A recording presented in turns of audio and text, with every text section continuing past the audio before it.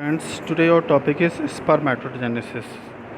Spermatogenesis क्या होता है, इसके क्या फंक्शन होते हैं, आज हम इसके बारे में पढ़ेंगे। क्या होते हैं sperm? Spermatogenesis the process by which sperm produce the seminiferous tubules of the testis is called spermatogenesis.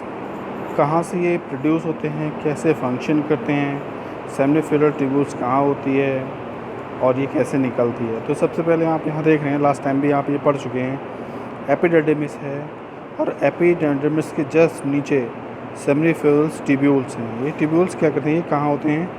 Testis में। टेस्टिस क्या करता है? फॉर्मेशन करता है किसका? स्पर्म का। कैसे बनते हैं? इसमें एपिडिडमिस इसका हेल्प करता है और सेमिनिफेरल ट्यूब्यूल्स हेल्प करती है। ये क्या करती है? ट्यूब्यूल्स ये स्पर्म को ले जाने में और लाने में हेल्प करती है। स्पर्म कैसा होता है, ये आपके सामने इसका पूरा डायग्राम है। पहले 3 भागों में ये डिवाइड रहता है, एक अपर पार्ट, मिड पार्ट और लोअर पार्ट्स। पहले जो है वो हेड है। हेड में क्या होता है? एक्रोसोमल्स वेसिकल्स होते हैं, तो क्या करते हैं वो पेनिट्रेशन ऑफ द ओवा। दूसरा पार्ट है mid pieces, mid part. Third है टेल। इन सब के अलग अलग रोल्स हैं। क्या क्या रोल्स प्ले करते हैं अपने? Normal sperm production reduce the temperature of the above 2 to 3 Celsius. Sperm का जो टेम्परेचर होता है वो बहुत कम होता है, 2 से 3 Celsius below the normal of temperature and his temperature is maintain with the scrotum. Scrotum इसको मेंटेन करता है टेम्परेचर को, जैसे कि अगर ज़्यादा हो जाएगा तो स्पर्म ख़राब होने के चांसेस ज़्यादा रहेंगे। Cases because the outside of the abdominal cavity रहते हैं। The sperm production being in the stem cells called spermatogonia the lines the peripherally of the seminiferous tubules. Sperm का जो प्रोडक्शन होता है वो एपिडिडमिस से होता है और उसको एंड पॉइंट तक ले जाने में क्या करता है? सेमिनिफेरल ट्यूब्यूल्स उसकी हेल्प करती है। सेमिनिफेरल ट्यूब्यूल्स एक डक्ट तक लेके आती है। The spermatogonia diploids undergoes meiotic divisions. अब 2 डिवीजन होते हैं इसमें, meiotic division first and meiotic division second. The primary spermatocytes undergoes the first meiotic division. पहली जो मियोटिक डिवीजन होता है उसको हम बोलते हैं meiosis first to the secondary spermatocytes haploids. The secondary spermatocytes then undergo second meiotic division. जो दूसरी मियोटिक डिवीजन होती है उसको हम बोलते हैं मियोसिस सेकेंड। ये जनरल मतलब एक डिवीजन से दूसरी डिवीजन में कन्वर्ट करने का एक स्टेज है। Spermatids haploids, this process is known as spermatogenesis. Each division, प्रत्येक डिवीजन जो क्या करती है वो single spermatozoa haploid by the process called spermiogenesis. About 300 million sperm mature each day. प्रत्येक दिन में पर डे ये 300 मिलियन स्पर्म का निर्माण करते हैं। रोल क्या होते हैं इसमें? बहुत सारे फंक्शन भी होते हैं। तो रोल ऑफ सेरोटोली सेल्स, ये क्या होती है? सर्टोली सेल्स जो होती हैं वो क्या करती हैं? Close content of the developing sperm का डेवलपमेंट करती हैं और क्या करती हैं? Support and protect developing sperm cells को बनाने में उसकी हेल्प करती हैं। They provide and maintain the proper environmental required is the developmental and maturation of the sperm cells. इसमें कुछ पॉइंट मैंने डाले हैं। दिस सीक्रेट टेस्टिकुलर फ्लूइड्स, इसमें टेस्टिकुलर फ्लूइड सीक्रेट होता है, वो क्या करता है? स्पर्म ट्रांसपोर्ट करने में, मतलब स्पर्म को आगे मूव करने में हेल्प करता है। क्या होता है? एंड्रोजन्स बाइंडिंग प्रोटीन्स क्या करता है? Required to concentration testosterones. जो एंड्रोजन बाइंडिंग प्रोटीन्स है वो क्या करती है? कंसंट्रेशन को बैलेंस करने का काम करती हैं। And secrete the hormones inhibins. अब ये क्या होता है? इनहिबिन पॉलीपेप्टाइड बॉन्ड्स होते हैं जिसकी हार्मोन से regulate the pituitary gland control of spermatogenesis.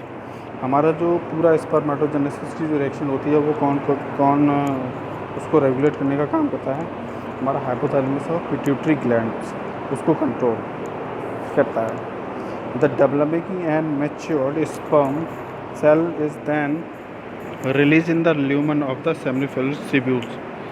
जैसे ही जब स्पर्म मैच्योर हो जाता है वो निकलने के लिए रेडी रहता है, और ये इसमें निकलने के लिए हेल्प करता है seminiferous tubules by processing called semen spermatizations. The fluid secreted by the serotonin cells help the sperm move toward the duct. Seminiferous tubules के आगे ले जाएगी और वो कहाँ तक, एक डक्ट तक ले जाती है। सेमिनिफेरल ट्यूब्यूल्स डक्ट। स्पर्मेटोजोन या spermatozoa sperm are the male gametes about 300 million mature sperm are every day. एक दिन में 300 मैच्योर होते हैं एक नॉर्मल एडल्ट मेन।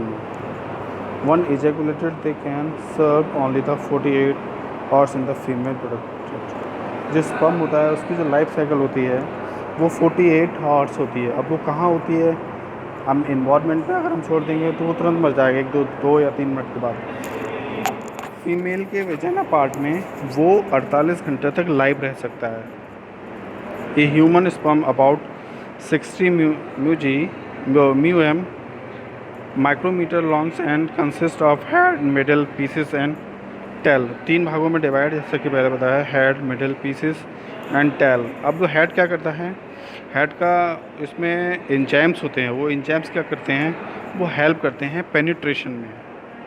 कौन सा एंजाइम्स होता है, हाइलोयूरोडेज एंड प्रोटीनियोजेज एंजाइम्स होता है। वो क्या करता है, sperm cell in penetrating the secondary oocytes, जो ओसाइट्स होते हैं उसमें पेनिट्रेशन के लिए हेल्प करता है हेड। मिडिल जो पीसेस होता है वो क्या करता है, spreading spirally arrange mitochondria that produce ATP energy required for the sperm motility. Sperm की मोटिलिटी पे ही सारी चीज़ डिपेंड होती है कि स्पर्म की मोटिलिटी कितनी है, वो कितनी तेज़ रन कर रहा है और कितना लाइव रह रहा है। टेल, टेल क्या करता है, टेल करता है मूवमेंट्स में, कि स्पीड हमारी टेल से ही पता लगती है वो कितना तेज़ दौड़ रहा है।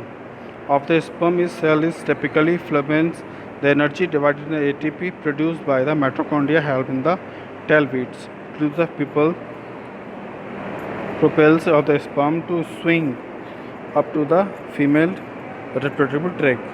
क्योंकि जो रिप्रोडक्टिव एग तक जहाँ तक वो स्पर्म पहुँचेगा वो कैसे पहुँचेगा, टेल की हेल्प से, टेल की सहायता से वो स्विंग करते करते अपनी मोटिलिटी के अकॉर्डिंग वो वहाँ तक अपने एम तक पहुँचेगा।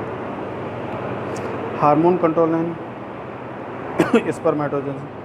अब हार्मोन्स कैसे कंट्रोल, मतलब एक्सेसिव अमाउंट में भी ज़्यादा हार्मोन्स नहीं रिलीज़ होना चाहिए, उससे भी दिक्कत होती है।